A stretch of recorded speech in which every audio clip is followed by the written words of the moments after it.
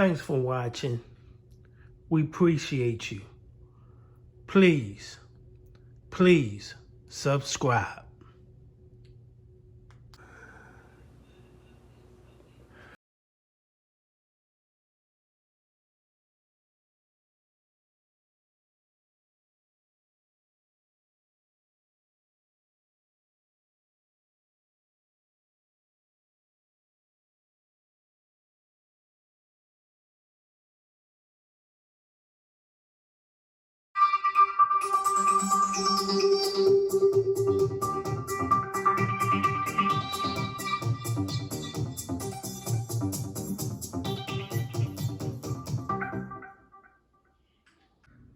What happened to Dee Warner? The mother of 5 from Tecumseh has been missing more than a year now. Many of Dee's relatives say they believe Dee is no longer alive and they want justice.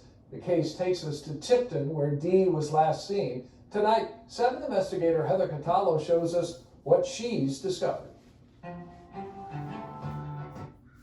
I spoke with the sheriff. He told me this is not a cold case. His detectives, along with the state police and FBI, are still actively working this, and they've recently formed a task force. And now, for the first time, we're hearing from the main person of interest in this case through his attorney. I don't know how you prepare for the outcome. Raquel Bach needs to know what happened to her mom. Would it help to have answers, Absolutely. even if they're bad? Even if they're bad. At this point, we've gone a year not knowing.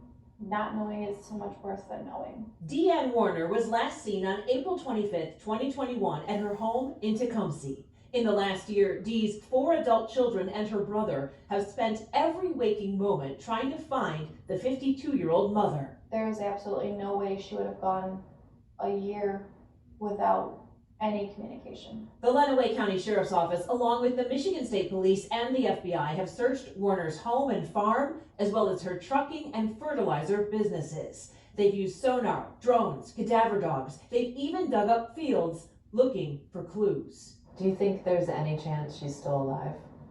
No. I don't. Dee's family has asked former military investigator and attorney Billy Little to help them solve this mystery. Little says the last known person to see Dee alive was her husband, Dale Warner. She had reached bottom with the marriage and decided, okay, this was it. It was time to get out. Little says several witnesses say Dee and Dale had argued about one of their businesses the day before, and they say she was planning to ask her husband for a divorce that night. Little says she even sent their 9-year-old daughter to stay with a friend for the evening. Little says phone records show that friend sent Dee a text at 10:24 p.m. to ask how she was doing. 29 minutes later, the friend received a text that simply said, K. She was very talkative, very expressive. She texted a lot. Never once, not one single time, was her response the letter K. Half an hour later, letter K, and the phone gets turned off. She wasn't the one that sent the response K. Raquel arrived at her mom's home the next morning and quickly grew worried when she could not find her. I just felt something was not right. After searching for hours, they called the Lenawee County Sheriff.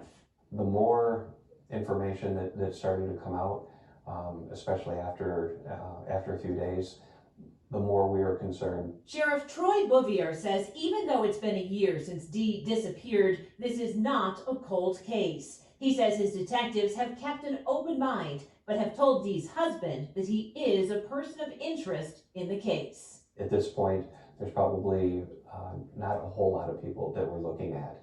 I won't say he's been extremely active in the search, but he's been cooperative. That's what I can say. He's been cooperative with our investigator to a point. The sheriff says your client is a person of interest. What do you think of that?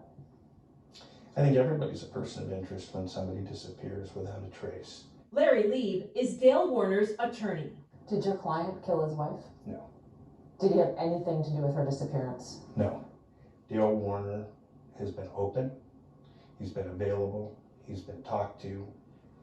The FBI, the state police, the sheriff's department have all visited his house on multiple occasions. They visited his office. They visited the fields where he works.